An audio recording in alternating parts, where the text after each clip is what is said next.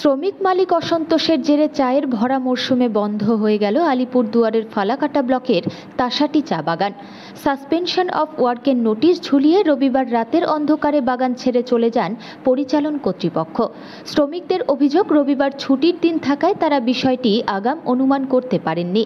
সোমবার সকালে কাজে যোগ দিতে এসে শ্রমিকরা লক্ষ্য করেন যে বাগানের ফ্যাক্টরিতে ঝুলছে তালা এবং ঝোলানো হয়েছে সাসপেনশন অফ ওয়ার্কের নোটিশ।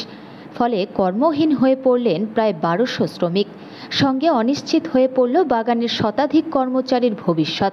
ঘটনাকে কেন্দ্র করে ইতিমধ্যেই শ্রমিক বিক্ষোভ শুরু হয়েছে বাগান জুড়ে।